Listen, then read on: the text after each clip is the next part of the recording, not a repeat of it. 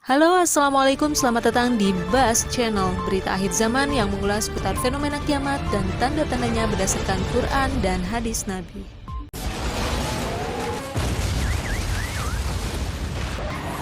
Sebelum kita lanjutkannya, jangan lupa klik subscribe, tombol lonceng, dan klik like. Sahabat beriman, kedatangan hari akhir atau kiamat hanya Allah Subhanahu wa Ta'ala yang mengetahuinya secara pasti kapan hal tersebut akan terjadi. Kita hanya diberitahukan akan tanda-tandanya saja. Sebagaimana hadis Nabi Shallallahu Alaihi Wasallam yang diriwayatkan oleh Imam Ahmad, bahwa terdapat 10 tanda sebelum terjadinya kiamat besar. Di antara 10 tanda menjelang terjadinya kiamat, sebagian ada yang sudah nampak dan terjadi. Apa sajakah itu? Mari, langsung saja kita simak selengkapnya.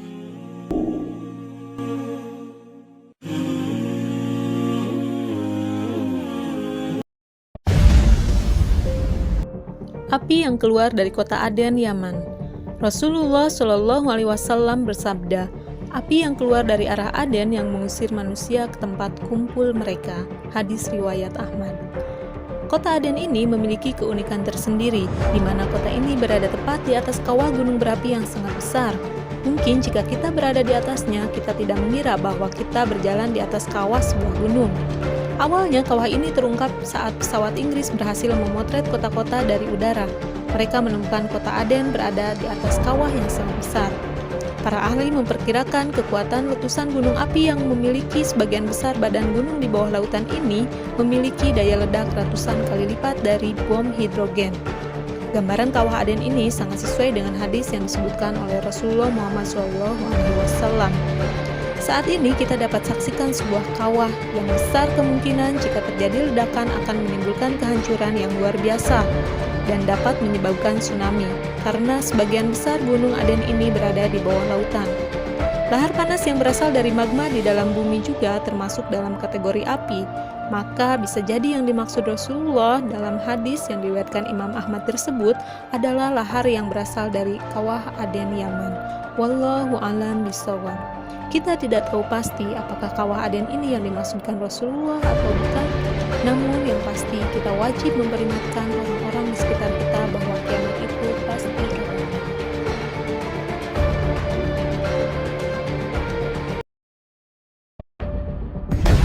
Fenomena alam, gerhana juga disebut sebagai salah satu makin dekatnya hari akhir atau hari kiamat. Pada masa Nabi Muhammad SAW masih hidup, gerhana matahari pernah terjadi sebanyak 3 kali, sedangkan gerhana bulan terjadi sebanyak 5 kali. Dalam konteks ini, Nabi SAW mensyariatkan pelaksanaan sholat gerhana sebagai bentuk spiritualisasi. Artinya, peristiwa gerhana dimaknai sebagai sarana dan media untuk mendekatkan diri kepada Allah Subhanahu wa Ta'ala melalui ibadah sholat gerhana. Gerhana di barat. Gerhana sebagai salah satu ayat Allah Subhanahu wa Ta'ala yang ditunjukkan di alam raya ini tidak sekedar peristiwa alamiah, tetapi juga peristiwa ilmiah yang menarik diobservasi, dicermati, dan diteliti secara saintifik. Para ahli astronomi tidak mempercayai gerhana merupakan salah satu tanda kiamat. Mereka menyebutnya hanya peristiwa alam biasa saja. Namun, sahabat beriman, kita sebagai muslim melihat fenomena gerhana bukan fenomena alam biasa saja. Di balik semua itu ada tanda-tanda kebesaran Allah yang patut kita imani.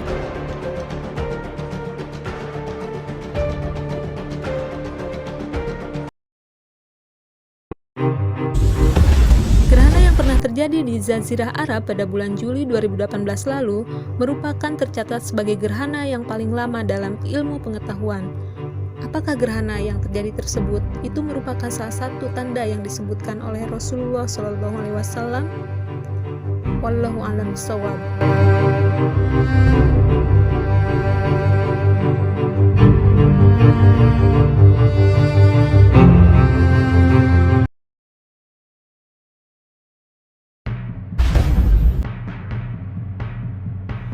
Ya'juj dan Ma'juj.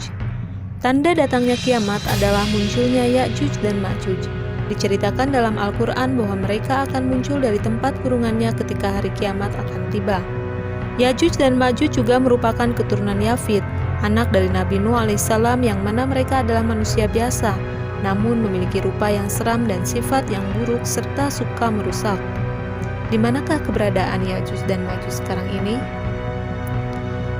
Allah Subhanahu wa taala berfirman dalam Quran surat Al-Kahfi ayat 93 sampai dengan 95 yang artinya, sehingga apabila dia telah sampai di antara dua buah gunung, dia mendapati di hadapan kedua gunung itu satu kaum yang hampir tidak mengerti pembicaraannya. Mereka berkata, "Hai Zulkarnain, sesungguhnya Ya'juj dan Ma'juj itu orang-orang yang membuat kerusakan di muka bumi. Maka dapatkah kami memberikan suatu pembayaran kepada kamu supaya kamu membuat dinding di antara mereka?" Zulkarnain berkata, "Apa yang telah dikuasakan oleh Rabbku terhadapnya adalah lebih baik. Maka tolonglah aku dengan kekuatan manusia dan alat-alat agar aku membuatkan dinding antara kamu dan mereka." Dari ayat tersebut, kita dapat menyimpulkan bahwa Ya'juj dan Ma'juj adalah terkurung di belakang dinding yang dulunya dibangun oleh Zulkarnain untuk mereka yang disebabkan karena mereka banyak berbuat kerusakan dan kejahatan.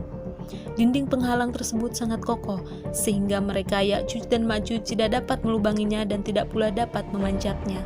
Dinding tersebut dibangun di antara dua pembatas yang besar, yaitu dua gunung yang besar. Menurut para ahli geografi dan fisiologis Islam, ada beberapa tempat yang mungkin merupakan tembok Ya'juj dan Ma'juj. Bangunan tersebut terletak di perbatasan antara Turki dan Rusia, berdekatan dengan pegunungan Kaukasus. Pegunungan yang tingginya berkisar antara 1.000 sampai dengan 3.000 meter di atas permukaan laut.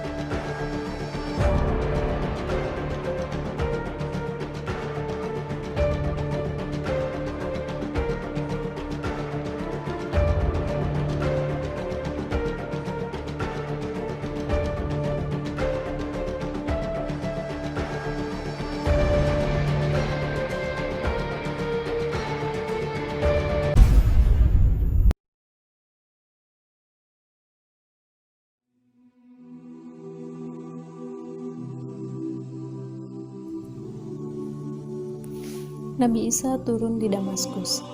Salah satu tanda-tanda kiamat turunnya Nabi Isa menjelang akhir zaman. Rasulullah Shallallahu Alaihi Wasallam bersabda, "Sekelompok dari umatku akan tetap berperang dalam kebenaran secara terang-terangan sampai hari kiamat sehingga turunlah Isa bin Maryam." Maka berkatalah pemimpin mereka, Al-Mahdi, "Kemarilah dan imamilah salat kami." Ia menjawab, "Tidak, sesungguhnya sebagian kamu adalah sebagai pemimpin terhadap sebagian yang lain, sebagai suatu kemuliaan yang diberikan Allah kepada umat ini, yaitu umat Islam." Hadis riwayat Muslim dan Ahmad. Hal pertama yang akan dilakukan Isa setelah turun dari langit adalah menunaikan sholat sebagaimana yang dijelaskan oleh hadis-hadis di atas. Isa akan menjadi makmum dalam sholat yang dipimpin oleh Imam Mahdi. Berdasarkan hadis Sahih Muslim, Isa turun di Menara Putih sebelah timur Damaskus. Isa mengenakan dua pakaian yang disebut dengan waras dan sya'faran. Kedua telapak tangannya diletakkan di sayap dua malaikat. Bila ia menundukkan kepala, maka menurunlah rambutnya, dan jika diangkatnya, kelihatanlah landai seperti mutiara. Tidak ada orang kafir yang mencium nafasnya kecuali pasti mati, padahal nafasnya itu sejauh mata memandang. Isa kemudian mencari Dajjal hingga menjumpainya di pintu Lut, lantas dibunuhnya. Isa lalu datang kepada suatu kaum yang telah dilindungi Allah dari Dajjal. Isa mengusap wajah mereka dan memberitahu derajat mereka di surga.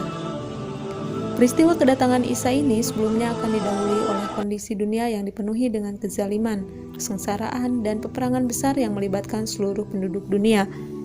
Pada saat itu, seorang pemimpin Muslim, Al-Mahdi, akan berhadapan dengan Dajjal yang telah menebarkan fitnah di kalangan umat Islam. Maka saat itulah Isa putra Maryam akan turun ke bumi dan menumpas semua itu dan membunuh Dajjal, membersihkan segala penyimpangan agama dan menyelamatkan manusia dari fitnah Dajjal. Dajjal ini mengaku bahwa dirinya sebagai Tuhan, maka Isa akan bekerjasama dengan Imam Mahdi untuk memberantas semua musuh-musuh Allah. Namun kehadirannya masih menjadi misteri dan tidak bisa diprediksi. Allah sudah memberikan kata kunci tersendiri terkait kapan dia akan menurunkan Nabi Isa alaihissalam. Dalam Al-Quran, saat Dajjal sudah tidak dapat dikendalikan, Nabi Isa akan bersekutu dengan Imam Mahdi yang juga mati-matian berjuang untuk agama ini. Masa kehadiran Nabi Isa diawali dengan terjadinya perang dahsyat yang terjadi di akhir zaman, adalah perang Malhamah Kubro yang akan menjadi perang besar di antara dua perang yang akan terjadi. Perang ini akan terjadi setelah perang beruntun yang sudah terjadi sebelum-sebelumnya. Pada perang tersebut, kaum muslimin akan menang atas Jazirah Arab dan Persia serta saat melawan kaum Rum. Sebagaimana Rasulullah SAW bersabda, "Kalian akan perangi Jazirah Arab sehingga Allah menangkan kalian atasnya. Kemudian kalian perangi Persia sehingga Allah menangkan kalian atasnya. Kemudian kalian perangi Rum sehingga Allah menangkan kalian atasnya. Kemudian Allah perangi Dajjal sehingga Allah menangkan kalian atasnya." Hadis riwayat Muslim. Setelah membunuh Dajjal, tugas Nabi Isa alaihissalam tidak serta-merta selesai begitu saja. Ia masih harus menghadapi pasukan Ya'juj dan Ma'juj yang akan keluar pada masa kehidupan kelak. Tentara Ya'juj dan Ma'juj terkenal sangat beringas. Mereka bahkan lebih kuat dibanding tentara Dajjal dan Nabi Isa. Akhirnya Ya'juj dan Ma'juj akan membuat kehancuran di muka bumi. Nabi Isa hanya bisa berdoa kepada Allah Subhanahu wa Ta'ala untuk memohon pertolongan. Doa tersebut pun dikabulkan Allah dengan mengirim hama yang bisa menyebabkan penyakit. Akhirnya binasalah Ya'juj dan Ma'juj. Setelah masa kelam tersebut berlalu, maka Nabi Isa alaihissalam akan menyebarkan kebenaran di muka bumi. Dalam Sahih Al-Bukhari dan Sahih Muslim diriwayatkan dan Abu Hurairah radhiyallahu anha bahwa Rasulullah SAW telah bersabda, "Demi Zat yang menguasai diriku, tak lama lagi Isa alaihissalam turun untuk kalian sebagai hakim yang adil. Ia mematahkan salib, membunuh babi, menghapus perang, melimpahkan harta sehingga tidak ada lagi orang yang mau menerimanya, sampai satu sujud lebih baik daripada dunia dan seisinya." Hadis riwayat Bukhari dan Muslim.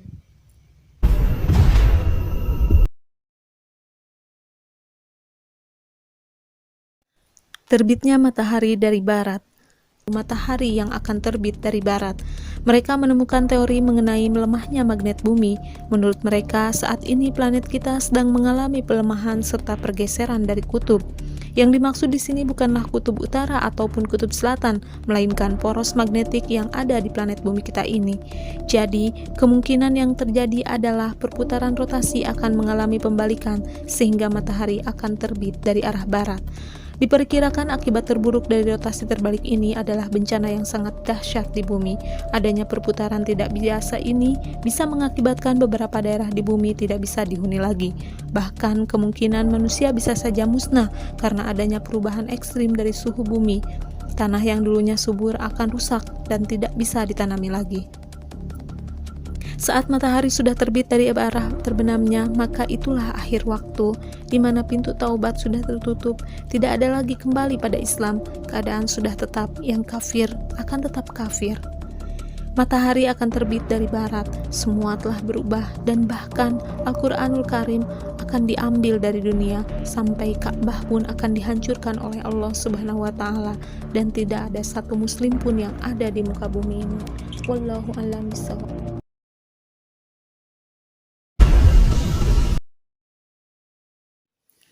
Keluarnya binatang melata yang dapat berbicara atau disebut dengan dabbah. Keluarnya dabbah atau binatang melata yang dapat berbicara kepada manusia yang telah disebutkan dalam Al-Quranul Karim dalam Quran Surat An-Naml ayat 82 yang artinya, "Dan apabila perkataan telah jatuh atas mereka, kami keluarkan sejenis binatang melata dari bumi yang akan mengatakan kepada mereka bahwa sesungguhnya manusia dahulu tidak yakin kepada ayat-ayat kami."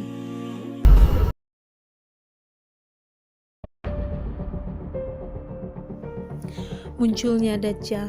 Sahabat beriman, ciri-ciri Dajjal yang diinformasikan oleh Nabi kita Muhammad SAW sebagaimana dalam hadis berikut ini yang artinya, "Sungguh, aku tahu apa yang dibawa oleh Dajjal.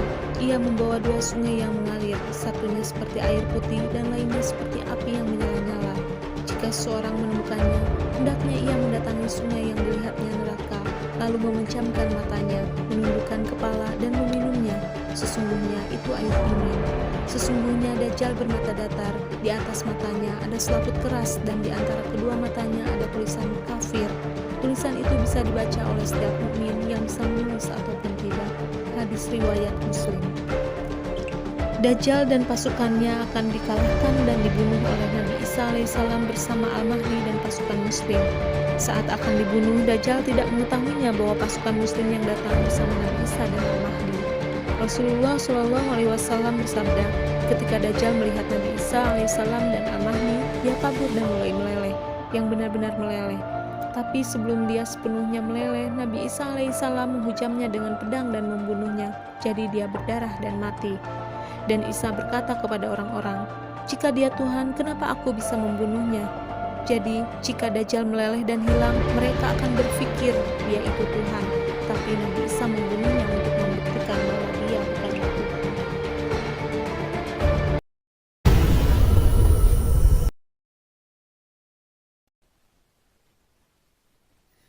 Kabut asap. Munculnya asap disebut sebagai salah satu tanda kiamat besar. Hal ini berdasarkan firman Allah Subhanahu wa taala dalam Quran surat Ad-Dukhan ayat 10-12 yang artinya, maka tunggulah hari ketika langit membawa kabut yang nyata yang meliputi manusia, inilah azab yang pedih. Mereka berdoa, ya Tuhan kami, lenyapkanlah dari kami azab itu, sesungguhnya kami akan beriman. Quran surat Ad-Dukhan ayat 10-12. Sesi pertama telah turun di zaman Nabi Shallallahu Alaihi Wasallam untuk mengazab orang kafir Quraisy, sedangkan sesi kedua menjadi tanda besar akan datangnya hari kiamat. Pencantuman asap atau Ad-Dukhan sebagai nama surat ke-44 dalam Al-Quran mengindikasikan seriusnya ancaman ini akan datang pada umat Nabi Muhammad SAW. Sebagaimana disebutkan dalam Al-Quran, maka tunggulah hari ketika langit membawa asap yang nyata yang meliputi manusia, inilah azab yang pedih. Quran surat Ad-Dukhan ayat 10-11. Ibnu Katsir ketika menafsirkan surat Ad-Dukhan mengutip perkataan Ibnu Abi Hatim yang ia terima dari Ali bin Abi Thalib. Menurutnya, hantaman meteor mengakibatkan kabut asap dan peningkatan suhu bumi. Orang beriman dilindungi dari mara bahaya tersebut. Kalaupun mereka terkena dampaknya hanya berupa flu dan demam saja. Adapun dampak bagi orang kafir akan melumpuhkan kulitnya sehingga dari telinganya pun mengeluarkan asap. Beberapa kalangan mendeskripsikan Ad-Dukhan menyelimuti bumi selama 40 hari. Manusia yang merasakan Ad-Dukhan tersebut seperti digambarkan dalam istilah nuclear winter. Makhluk hidup, tidak hanya manusia, akan merasakan kesengsaraan. Tak terkecuali orang beriman pun akan merasakan dampaknya walau hanya sebatas demam dan flu biasa. Segala musibah yang diturunkan Allah kepada manusia ditujukan sebagai peringatan agar mereka kembali kepada Allah. Sabda Nabi Shallallahu Alaihi Wasallam, jika timbul maksiat pada umatku, maka Allah Subhanahu Wa Taala akan menyebarkan azab dan siksa kepada mereka. Ummu Salamah radhiyallahu anha, istri Rasulullah, bertanya, wahai Rasulullah, apakah waktu itu tidak ada orang saleh? Rasulullah menjawab, ada. Ummu Salamah bertanya, apakah yang akan Allah perbuat kepada mereka? Rasulullah bersabda, Allah akan menimpakan kepada mereka azab sebagaimana ditimpakan kepada orang-orang berbuat maksiat. Kemudian mereka akan mendapatkan keampunan dan keridhaan dari Rabb-Nya. Hadis riwayat Ahmad. Wallahu a'lam.